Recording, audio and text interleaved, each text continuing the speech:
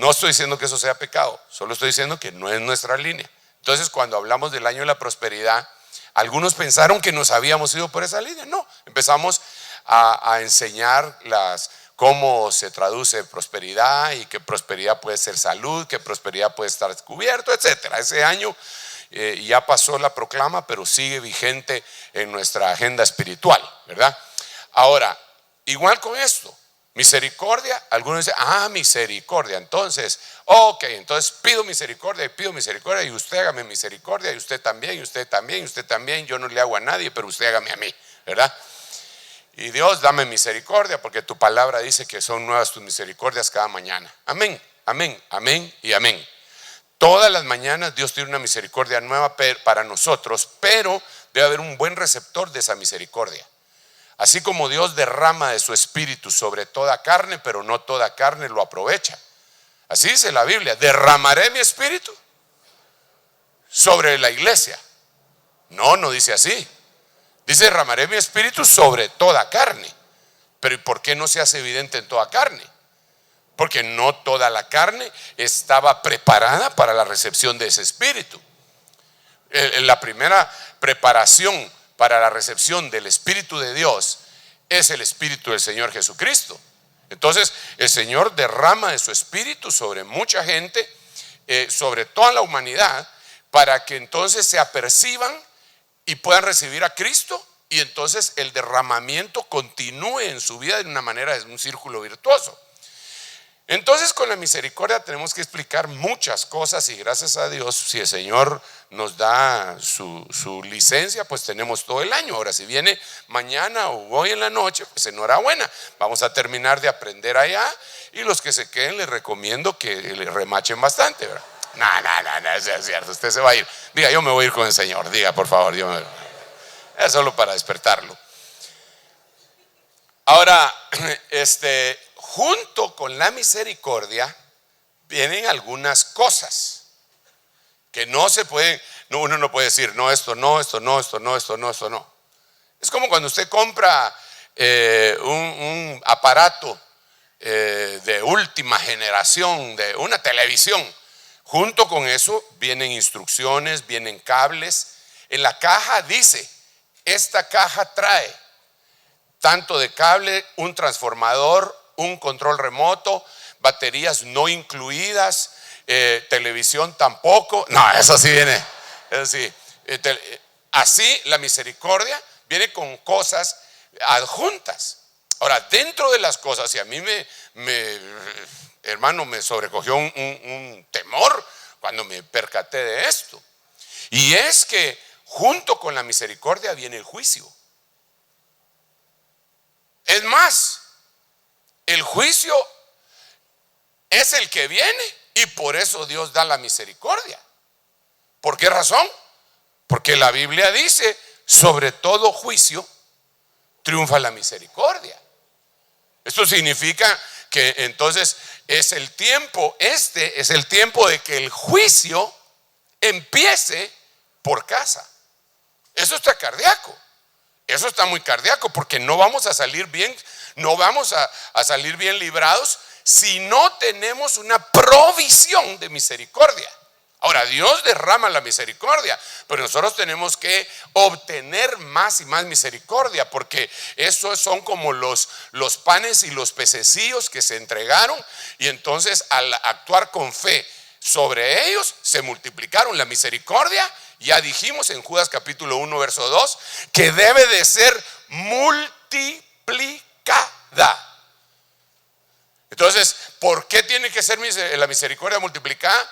Porque nos vamos a enfrentar a un juicio. Ahora, ese juicio es de alguna forma una bendición. Los juicios son una bendición.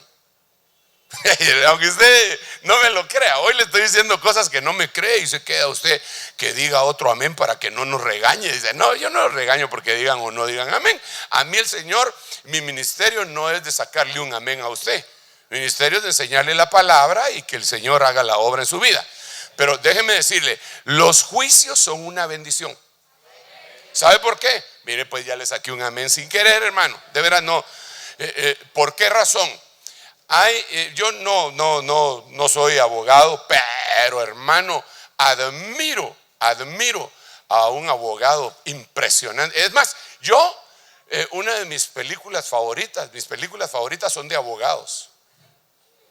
A mí me gusta ver cómo trabajan y digo, alá, ese cuate, qué impresionante de dónde se sacó esa y cómo se conoce la ley. Y es impresionante para mí. Y mi jefe es abogado. Fíjese usted. Y yo, debido a eso, he querido averiguar un poquito de leyes, pero de leyes celestiales, pero tengo a veces que compararlas con algunas cosas terrenales. Entonces, por ejemplo, hay una cosa que se llama, vamos a ver, se llama recurso. No, ese está muy bueno, pero de exhibición personal. Ahora, ¿usted sabe qué es eso? ¿Alguien sabe qué es eso? Que me ayude, hermano, porque yo, como le repito, yo aprendiendo estoy. Así que si usted lo sabe, no sea mala gente, tenga misericordia de mí e ilústreme. Y no solo a mí, sino que a todos los demás que no estamos lustrados. ¿Tú sabes? No sabes. ¿Y quién? Es cuando una persona está desaparecida.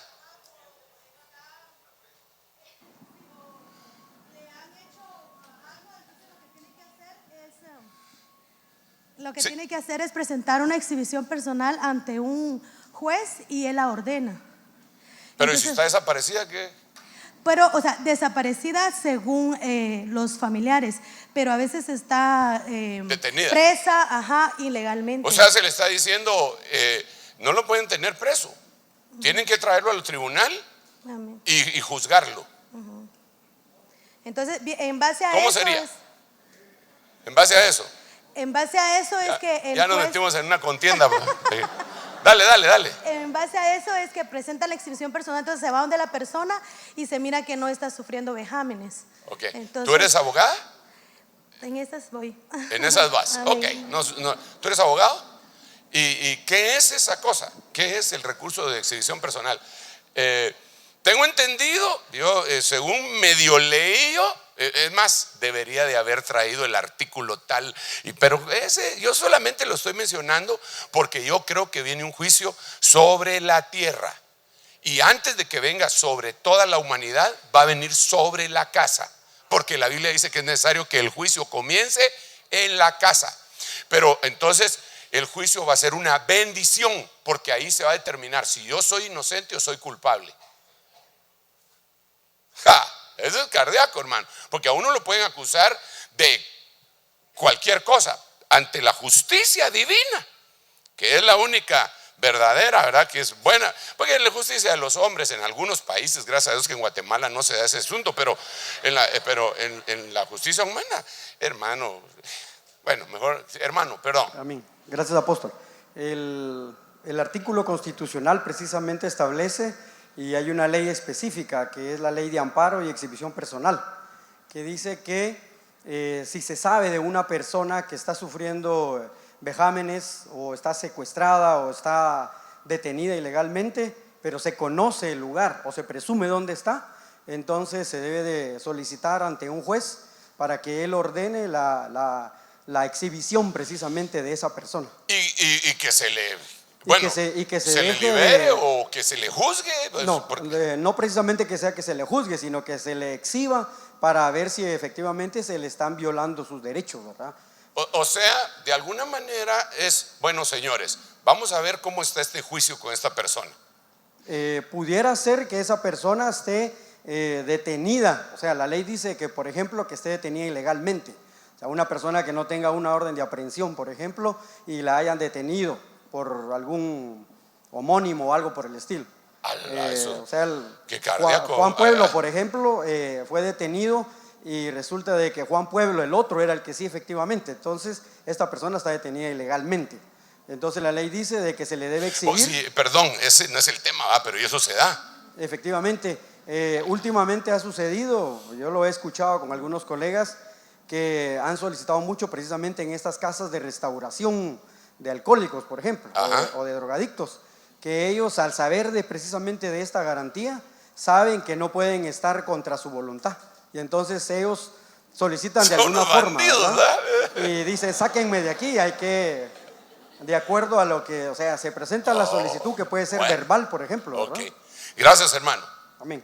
Entonces, el asunto es que ahí, en pocas palabras, es, ok, si me van a acusar de algo, acúsenme, pero llévenme a un juicio. Pero no me puedo quedar sin juicio. Me acusaron, vamos pues, no me tengan en la boca, no, llévenme al juicio. De alguna forma. Entonces, en lo espiritual, si hablamos de misericordia, Padre Santo, ya llevo 25 minutos, hombre, y este es el culto más cardíaco. Bueno, pero bueno, ay, Señor, ayúdame, por favor, y permite que los pensamientos puedan fluir de parte de tu mente preciosa, Señor, para que podamos explicar todo esto. Junto con un juicio, mire pues, voy a redondear esto. Viene un juicio sobre la tierra. Es más, ya está.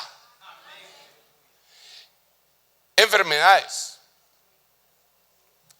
guerras, sobrepoblación, encarecimiento de un montón de cosas, injusticia, el aumento de la iniquidad, el efecto invernadero y una lista interminable de cosas nos dejan ver que ya hay un juicio sobre la tierra. Ya hay un juicio sobre la tierra.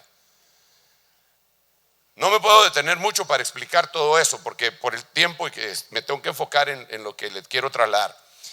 Antes de que se culmine el juicio sobre la tierra, dice la Biblia que es necesario que el juicio empiece por casa. Entonces, antes de que nos lleven a juicio a nosotros, Dios nos derrama misericordia. Porque entonces cuando ya lleguemos al juicio, ya llevamos nuestra porción de misericordia. Nos cuentan las costillas en el juicio y si salimos faltos, entonces decimos, mire, aquí me dieron esto allá en el cielo. ¿Qué es eso? Es que dijeron que era el año de la misericordia y yo la recibí, la he estado multiplicando y multiplicando y ha ganado intereses porque he sido misericordioso con otros. Entonces aquí está. Ah, ¿cómo no? ¿Cómo no? Usted está libre, le dicen, esa es misericordia. Pero la Biblia dice, juicio sin misericordia le será hecho al que no haga misericordia. Entonces la cosa se pone más cardíaca. Ok, en ese orden de ideas hemos estado insistiendo durante todo el día que una de las formas de alcanzar esa misericordia para presentarnos ante el juicio es multiplicando la misma, es decir, la misericordia, a través de algunos principios bíblicos.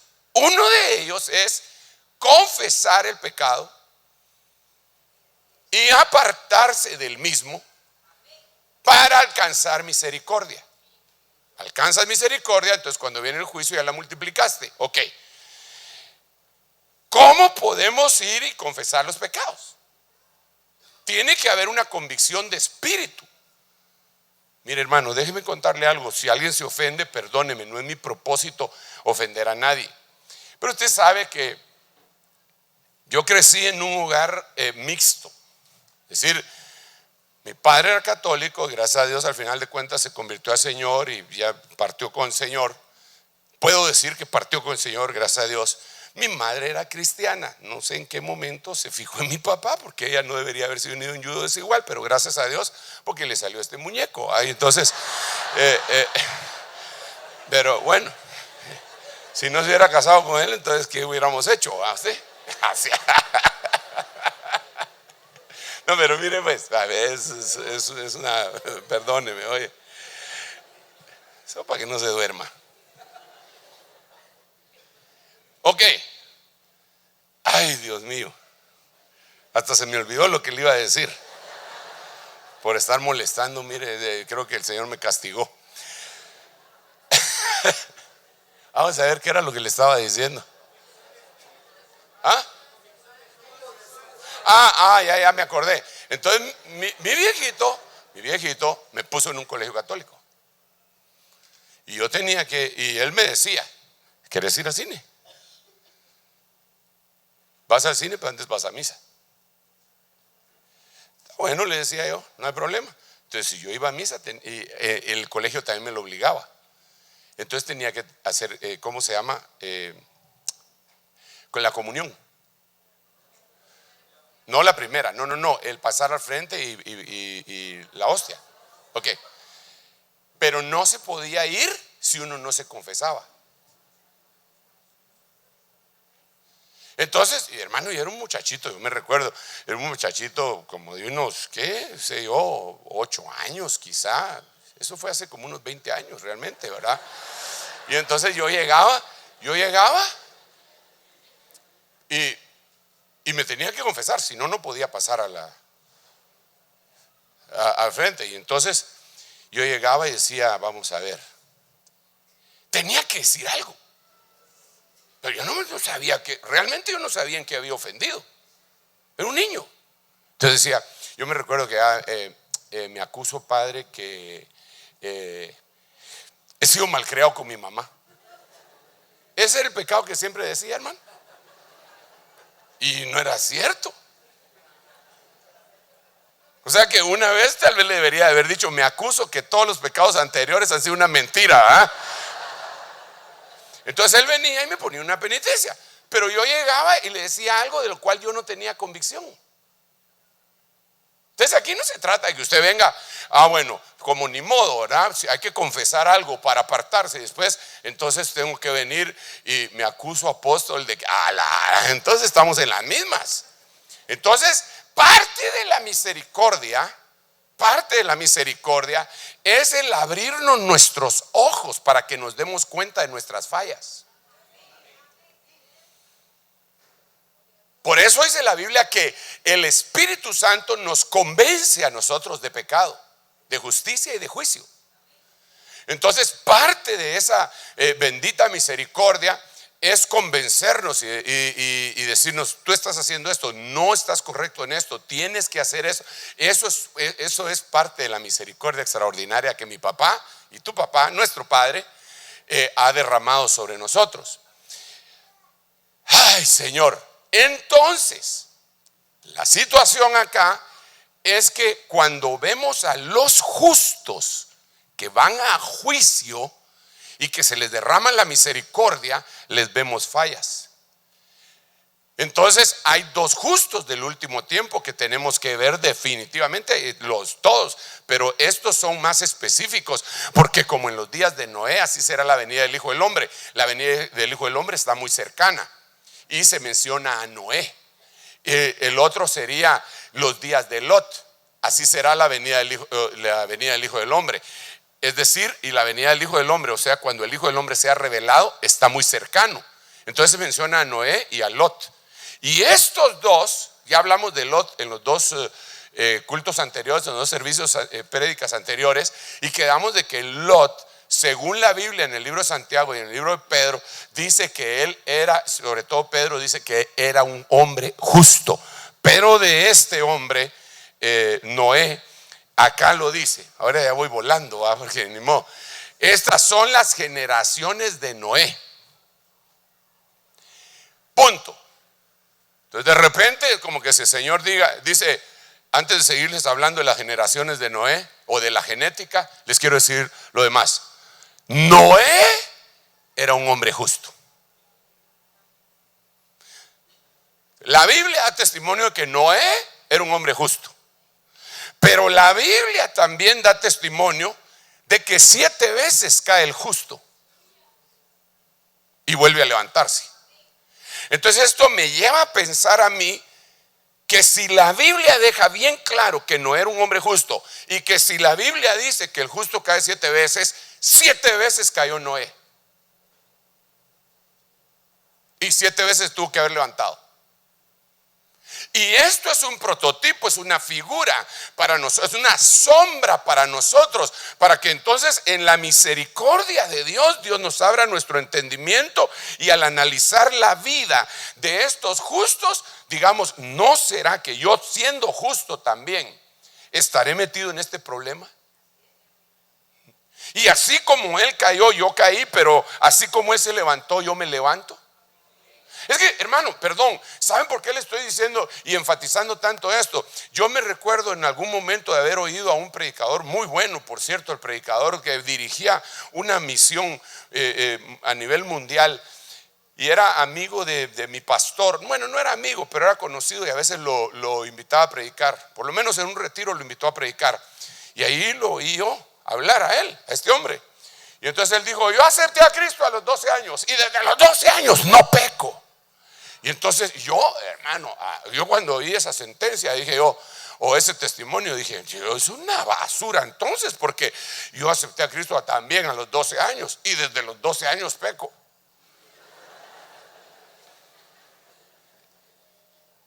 Porque él decía que un cristiano ya no puede más pecar. Claro, la Biblia dice que uno ya no puede ser fábrica de pecado, pero también dice la Biblia: si habéis pecado, abogado tenemos. Y también la Biblia dice que el que dice que no ha pecado hace Dios mentiroso. Entonces, ¿cómo contextualizamos esa cuestión? Tiene que haber una explicación. Entonces yo veo a un justo que está, y cuando analizo su vida, ay, hermano, cuando analizo su vida, sin estar juzgando, solo para verme en un espejo, porque la palabra es un espejo. Lo vimos en la revista. La palabra es un espejo, la palabra es miel, la palabra es nieve, la palabra son manzanas de oro, la palabra es espada, la palabra es martillo, la palabra es fuego, la palabra es rocío, la palabra es maná, la palabra es pan. Ay, Dios mío, la palabra es una bendición. Entonces, mire pues, ¿en qué cayó este hombre, hermano? Ay, Padre Santo. Miremos esto. Miremos esta primera caída sin límite de tiempo. Se terminó el diluvio, bajaron las aguas, se terminó el juicio. Y entonces Dios le habla a este hombre y le dice, Génesis capítulo 8, verso 16: sal del arca, tú, y contigo tu mujer, y tus hijos, y las mujeres de tus hijos. Eso está en el capítulo 8, verso 16. Y en el versículo 18, 2 versos más adelante, dice que salió Noé y con él sus hijos y su mujer y las mujeres de sus hijos. Yo sé que ustedes bien pilas y ya vio la diferencia, pero yo quiero que usted me diga cuál es la diferencia. ¿Qué fue lo que le dijo Dios? Él y su mujer, sus hijos y las mujeres de sus hijos. Ok, el orden de los factores sí altera el producto. Primero, sal tú, pero que contigo salga tu mujer. Ok. Después tus hijos, y que con ellos salgan sus mujeres. Cuando él sale, la señora ya iba ahí con él. Usted que sea atrás, que se vengan los hijos. Ay, con sus 3 hijos ahí salieron. Rompió el orden. Eso causó un problema muy serio que lo vamos a ver más adelante, que hizo esa caída de no analizar, interpretar y cumplir las instrucciones de Dios, porque las instrucciones de Dios hay que ponerles mucha atención. No se trata de, no, ¿qué dijo el Señor? Ahí voy. No, un momento, mire bien, oiga bien qué fue lo que el Señor dijo. Oiga bien, si no puede pasar lo de Saúl. Saúl regresó de la batalla bien contento y se le aparece el profeta. ¿Por qué no hiciste caso a las instrucciones? Yo hice caso a todo.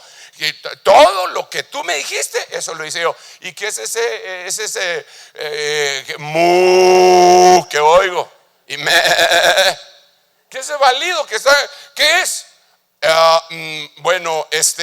No te dije que el Señor decía que había que matar todo.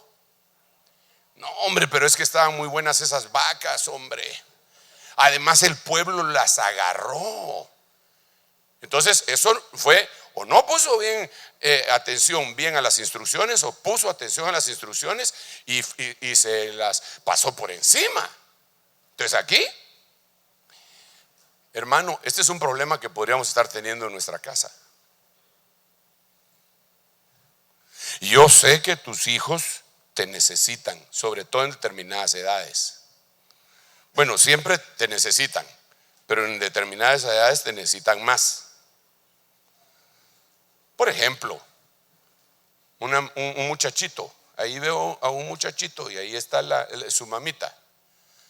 Ella lo tiene con él.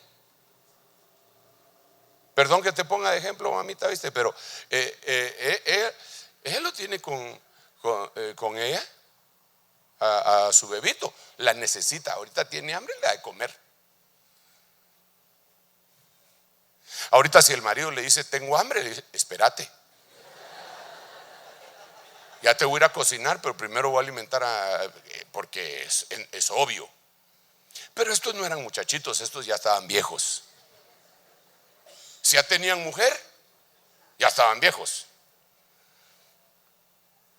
Entonces hay un pecado, y es el pecado de la falta de desprendimiento. Eso lo platicamos a grandes rasgos con los hermanitos en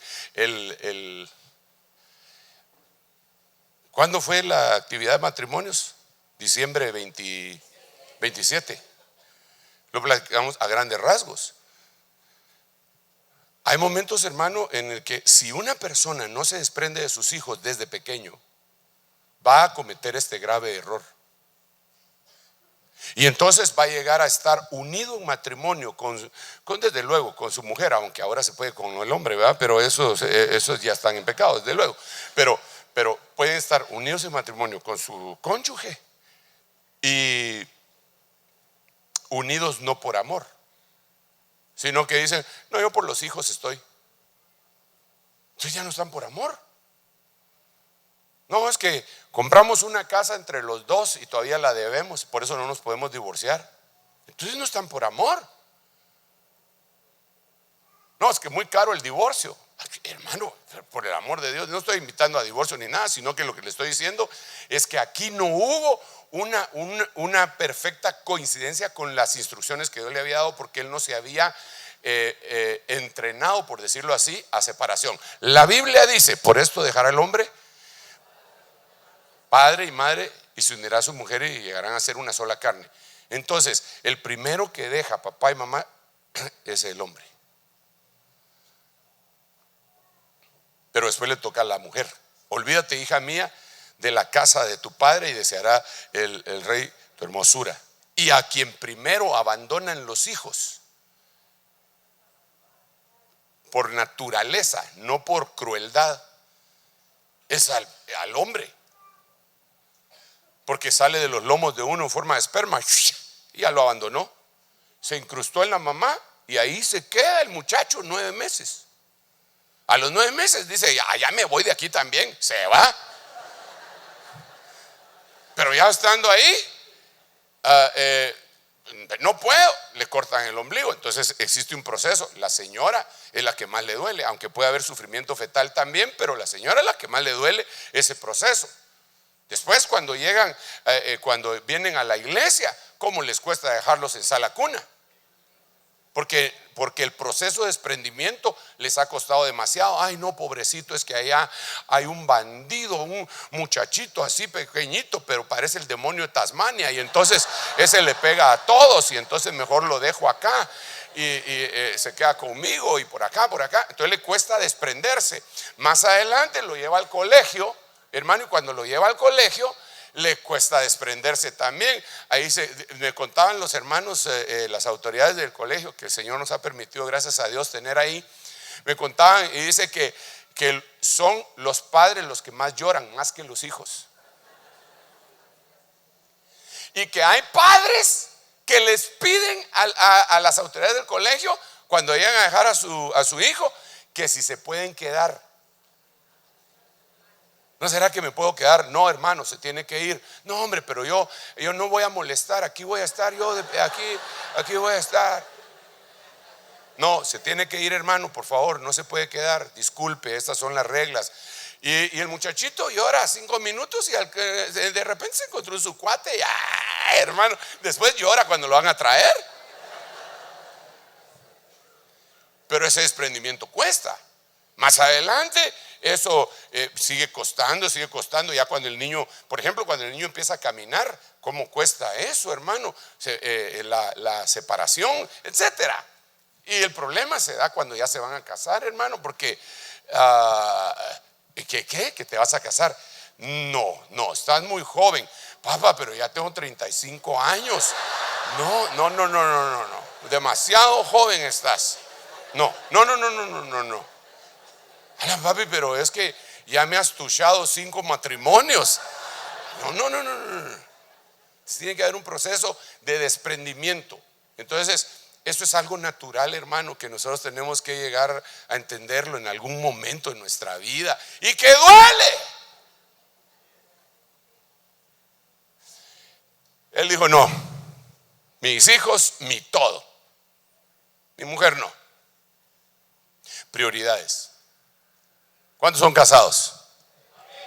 Tu mujer es tu prioridad en el caso de los varones. Hermanas, tu marido es tu prioridad. Solo las hermanas están de acuerdo. ¿Cómo va a ser eso? Les voy a dar otra oportunidad, hermanos, para defenderse. Hermanos, varones casados. 2 puntos. Tu mujer es tu prioridad. No es tu mamá. No, que yo a mi mamá la conocí primero. Sí, pero ya. Esa santa señora bendita que te dio a luz, la bendecimos en el nombre de Jesús. Pásale su mensualidad, visítala, atiéndala y hónrela, pero no la ponga sobre su mujer, porque ante los ojos de Dios, cuando usted se casó, la señora suya, su esposa, se volvió más importante que su mamá. Perdone, oye.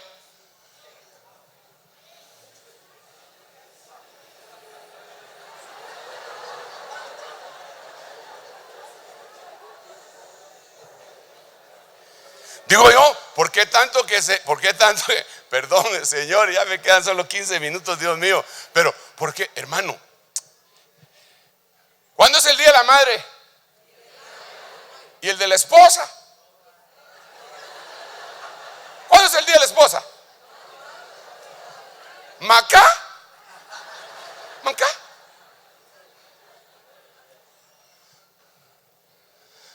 ¿No hay? ¿En qué idioma es? ¿Macá? ¿No hay? ¿Quechí? ¿Macá?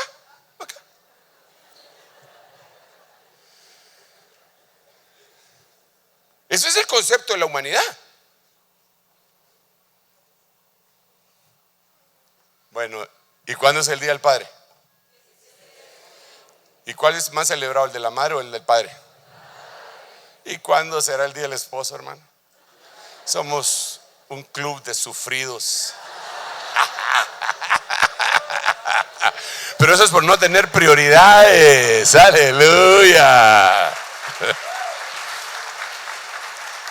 Lo asombroso es que eso aparece acá en la Biblia. Eso aparece acá en la Biblia como una caída. Terrible, ¿ah? Entonces hay que componer esa cosa. Ahí le encargo.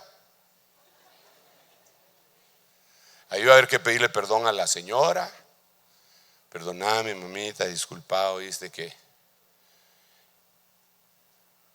Disculpas. Por eso incluso hermano, habría que, mire, separarse. Si usted ya está casado, dice Primera de Sergio el Casado. Gracias por leer mis epístolas. Miremos otro versículo así rápidamente, hermano, que este es tremendo. Dice de la siguiente, y recuérdese, era un justo. Entonces Noé comenzó a labrar la tierra y plantó una viña.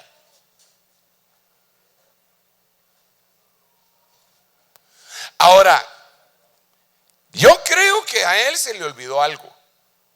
Yo creo que a él se le olvidó algo. Y se le olvidó que Caín fue labrador de la tierra. Y esto nos proyecta una sombra, una figura, una enseñanza. Y es que nosotros, hermanos amados, no podemos ser labradores de la tierra en el sentido espiritual. Estoy hablando, no estoy diciendo que si usted es agricultor está en pecado, de ninguna manera. Siga adelante, cosecha aguacates, pepinos, tomate, ajo, cebollas. No, porque esos son de Egipto, ¿verdad? Bueno, usted dele y no tenga pena. Dele, eso, que Dios me lo bendiga y que le dé zanahorias de este pelo, hermano, mire. Ok, perfecto. Pero en sentido espiritual, tierra habla de varias cosas. Número uno, habla de la humanidad. Del polvo fuiste tomado, al polvo volverás. Entonces está hablando de algo que, hermano, pues como que todo es el foco, el centro, cultivarme a mí. Y discúlpeme, hermano, sí está bien cultivar, pero hay que tener prioridades. Usted no puede poner prioridad sobre su educación, sobre su intelecto y su acervo cultural. No puede poner eso encima de el cultivar su espiritualidad. Sí puede hacerlo, pero no debe hacerlo. Usted debe dedicarle tiempo a buscar al Señor. Usted debe dedicarle tiempo a orar. Usted debe dedicarle tiempo a adorar al Señor. Usted debe dedicarle tiempo a leer la Biblia. Dice la Biblia: si me buscaras como buscas el oro y la plata, de cierto me hallaríais. Entonces hay gente, hermano, mire, que son extraordinarios y bendiciones a ellos, hermano, que son lumbreras en los estudios. Se dedican y saben de todo y todo. Pero cuando usted les pregunta algo de la Biblia, y son cristianos y de años, y son justos, usted les pregunta algo de la Biblia y dice: disculpe, hermano, ahí por favor leas el Salmo 152. Y empieza 152. Hermano, creo que me estafaron porque mi Biblia solo trae 150 salmos. No sabía que tiene solo 150. Pero nunca la abre. Pero sí labra la tierra. Sí labra la tierra.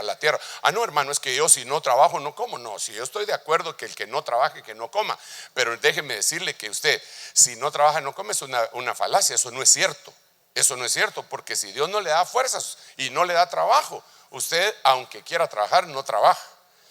Y otra cosa, y si Dios le da trabajo pero no le da muelas, usted tampoco come.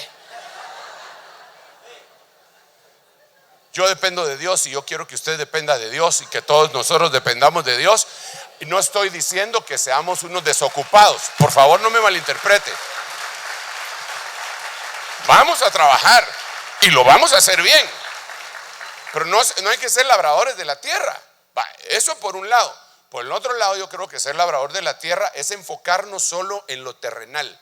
Solo en lo terrenal. Esto tengo que hacer, de aquí de la tierra, de aquí de la tierra, de aquí de la tierra, de aquí de la tierra, de aquí de la tierra. Solo viendo para abajo, igual que aquella hija de Abraham, encorvada, que tenía 18 años de tener un espíritu inmundo que la había convertido en alguien que solo miraba para abajo. Hay un montón de justos que solo miran para abajo, hermano. Solo para abajo. ¡Hala! ¿Cómo está todo, verdad? Si la gasolina ha bajado tanto, ¿por qué no baja la carne? Sí, claro, hay que preguntarse por qué razón, ¿verdad? Bueno, obviamente las vacas no se alimentan con gasolina, ¿verdad? Pero incluye.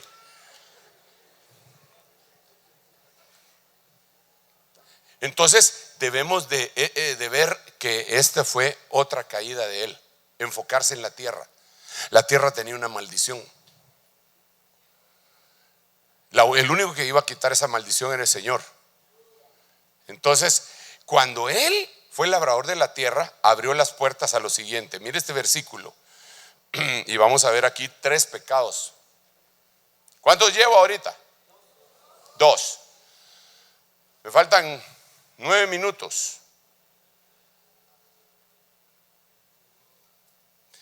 Entonces dice: y bebió el vino y se embriagó y se desnudó. Aquí hay tres cosas. Número uno, bebió el vino. Número dos, se embriagó. Número tres, se desnudó. Cuando usted hace un análisis, no, ni siquiera un análisis, un abuelo de pájaro, usted mira en la Biblia las cosas que causó el vino. No desde el punto de vista de la Santa Cena, porque la Santa Cena vendría, esto que le estoy diciendo sería la antítesis de la Santa Cena. Hay un vino que es de Sodoma, hay un vino que es de Egipto. Ahora, dice la Biblia en Proverbios, el vino es escarnecedor y la cerveza alborotadora. Y hay una versión que dice, cualquiera que se emborracha con ellos no es sabio. Otras versiones no dicen que se emborracha, sino que cualquiera que comete errores, cualquiera que por él errare no es sabio. Pero entonces el vino es como la entrada a una falta de sabiduría voluntariamente. Cuando usted sigue vuelo de pájaro, se da cuenta que cuando Lot salió de Sodoma, las hijas llevaban vino de Sodoma. Hermano, qué tremendo, porque ¿a qué hora sacaron la botella? ¿No dice la Biblia que salieron huyendo? Pues usted sale huyendo de un lugar, digamos, si está, mire, a mí no se me olvida una vez que estaba en Chicago, era invierno, hermano, yo y estaba ahí en un hotel X y acabábamos de predicar el domingo, había sido glorioso, pero el cuerpo a veces no aguanta, ¿eh? Estaba como a las 6 de la mañana, estaba pero profundamente dormido, intercediendo por usted. Y de repente dentro del cuarto empieza a sonar un como silbato, una alarma horrible, hermano, pero penetrante. Y eso, el que no se despierta con eso, hermano, sí está muerto. Que me desperté y aquella cuestión yo no estaba acostumbrado, pero esa es la alarma de incendio. Invierno, hermano, con alarma de incendio y yo empachamado, con aquella pachama de piecito y con gorra así. Nada, vaga.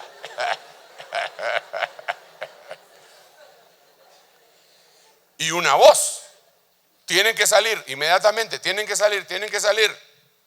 Hermano, deje todas sus cosas, salga. Yo dije, no, yo no voy a dejar todas las cosas. Pasé agarrando donde tenía mi pasaporte, tarjetas de crédito, aunque sea esto salvo porque me va a servir. Y me puse ahí un pantalón en chancleta, salí todavía, hermano, y me puse mi camisa y una chumpona y todo, y en el ascensor iba peinándome.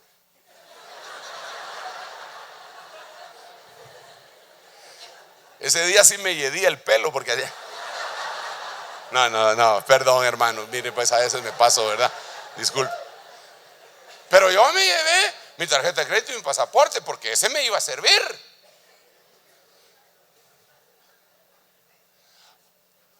Gracias a Dios el hotel no se incendió. Llegaron los bomberos, hermano.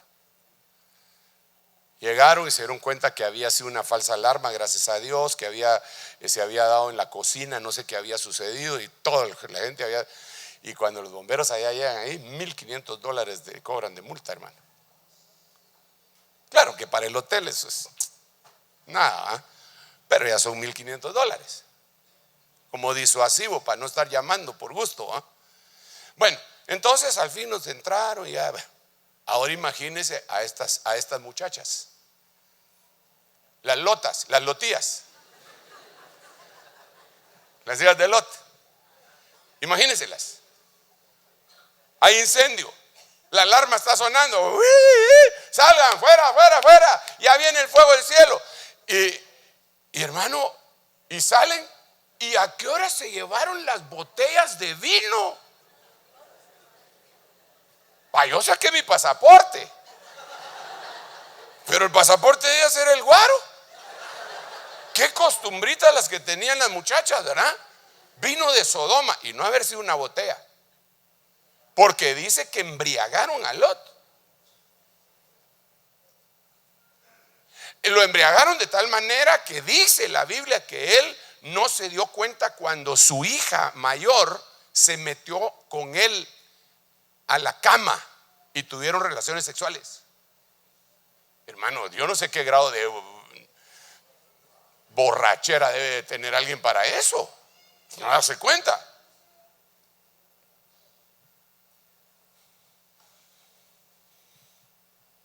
¿Cómo tiene que haber? Le tuvieron que haber metido un galón por lo menos, hermano. Ahí está. Soy la Carlota, ¿ah? Soy la Lota. Sí, soy la Lota. Yo sabía que era la Lotía. Vaya, y el día siguiente le dice, la hija mayor le dice a la hija menor: mira que anoche emborrachamos a nuestro papá y ya yo voy a tener un hijo de él de plano, y entonces ahora te toca a vos. Otra vez vuelven a emborrachar. ¿Cuánto vino habrán sacado? Pero note usted la relación del vino con un incesto.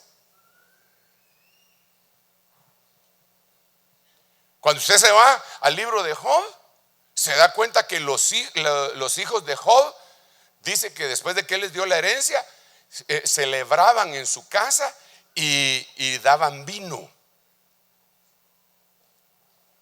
Y las hermanas de ellos, hijas de Job, a las cuales él no les había dado herencia,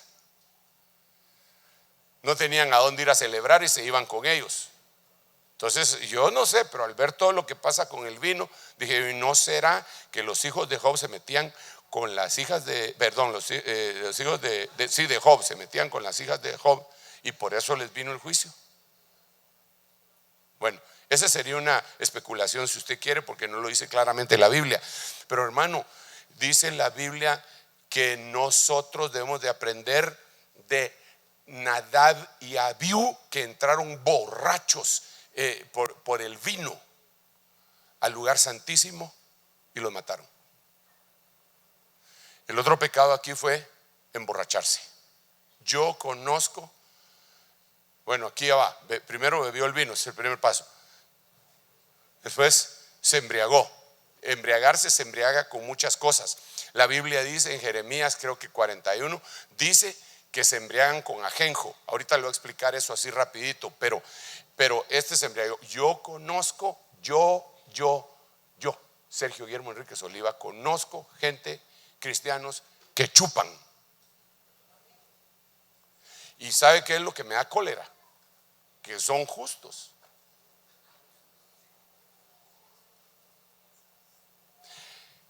¿No era justo, sí o no? ¿Se emboló, sí o no? O sea que cayó. Ese no es el estado que nosotros debemos de tener. Yo creo que existe misericordia. Si alguno ha pecado, abogado tenemos, pero no lo vamos. Mire, yo no lo voy a condenar, pero tampoco me voy a poner a justificarlo. Yo le puedo decir: hay misericordia para su vida, levántese, pero ya no, vete y no peques más. Eso es lo que tengo que decir yo.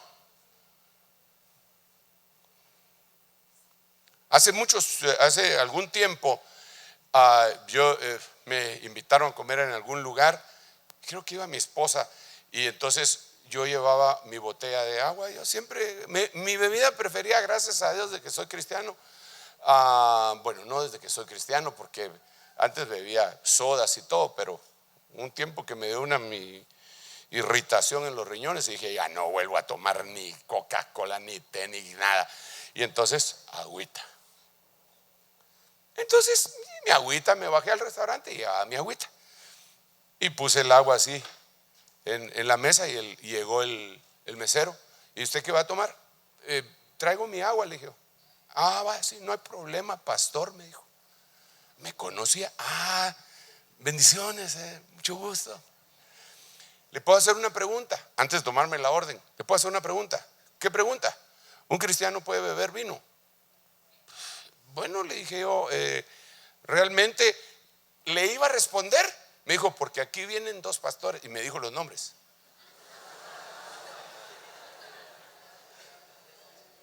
Famosos. Me dijo los nombres. Y ellos piden vino y piden coñac y piden whisky y de último piden un digestivo, pero que es guaro. Entonces, o sea que se cruzan. También le entran a la cerveza, amigo. No puede ser, hombre. ¿Será que usted tal vez? No, hombre, usted ya fue al oftalmólogo. Yo estoy seguro de lo que le digo. Dije yo. No, le dije, pues la Biblia dice que eso es malo. Le dije, pero mire, ¿sabe qué? Yo estoy enojado, me dijo él. Ya conmigo se está desquitando, ¿no? ¿Sabe por qué? Me dijo, porque yo evangelizaba a todos mis compañeros meseros de aquí, como ya los tenía para invitarlos a la iglesia, me dice, y cuando vienen estos se ponen a chupar y ahora ya no quieren ir mis cuates a la iglesia. Dije yo, qué barbaridad, Padre Santo, perdónanos que a veces nosotros no nos damos cuenta del daño que podemos causar. Porque nosotros somos como cartas abiertas.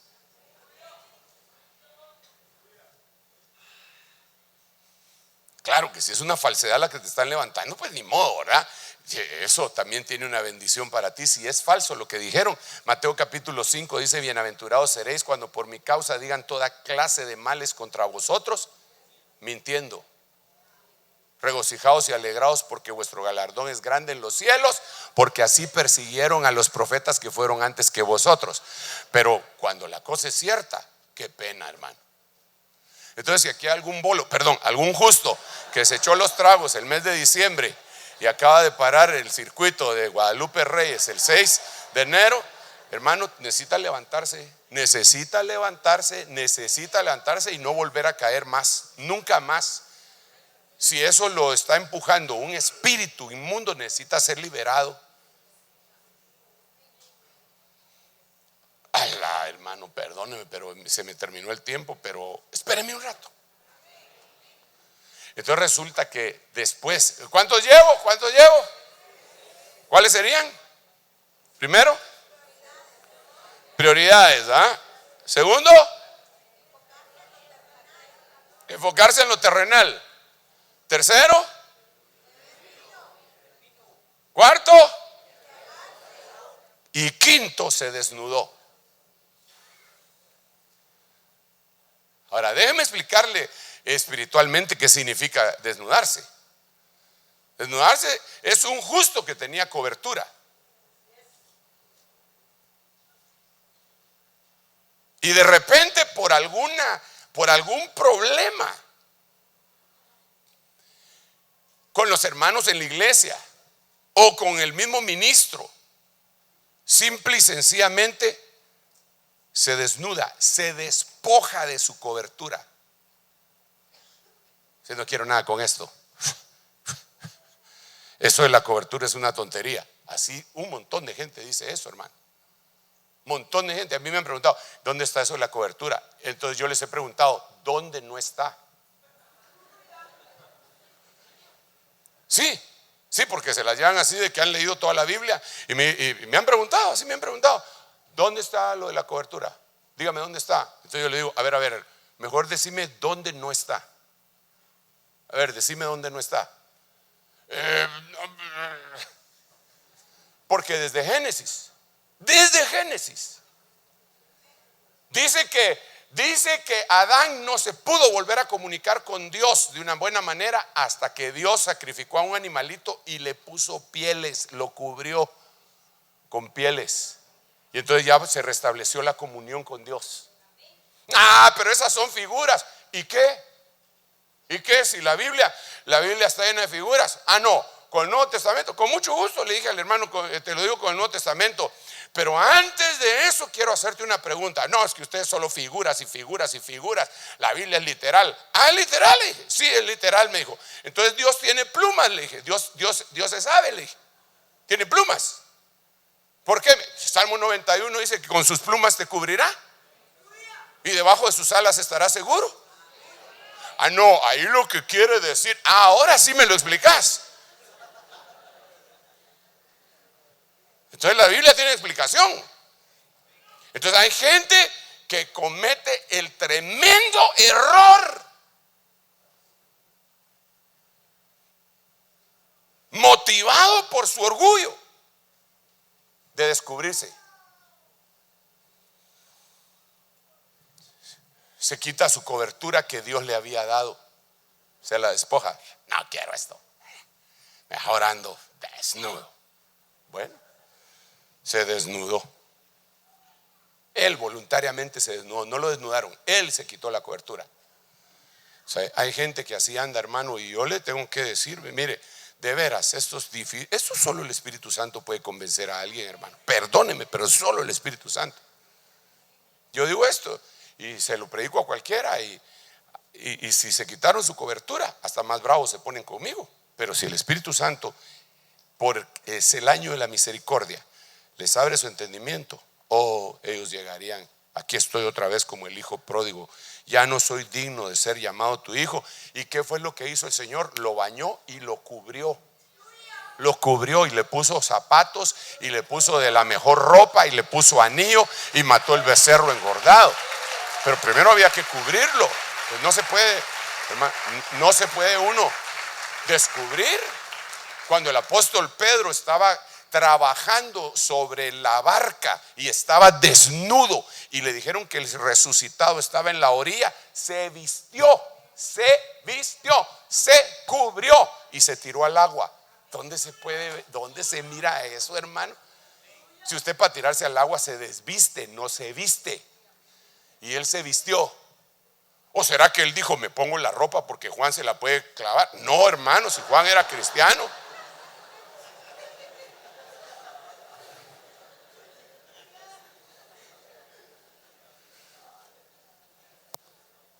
Y era una sombra de la tremenda importancia que tiene la cobertura. El que no lo comprenda, que lo lamento, hermano. Pero este es el año de la misericordia, porque van a haber juicios. Y yo quiero estar con mi doble porción de misericordia. Para mí, para mi familia, para mi casa, para usted, para la gente que ministro, para la misión. Y mi obligación es, esta es la misericordia. Por favor, haga provisión de misericordia. A ver, multiplique su misericordia. Vamos, hágalo. Porque yo sé que cuando lo lleven al juicio, entonces usted va a sacar ahí su mochila llena de misericordia, hermano. Una mochila con los colores primarios. ¿Qué quieres hacer, hijita? ¿Vienes? Ven, ahí, me ayudan acá, por favor. Me ayudan acá.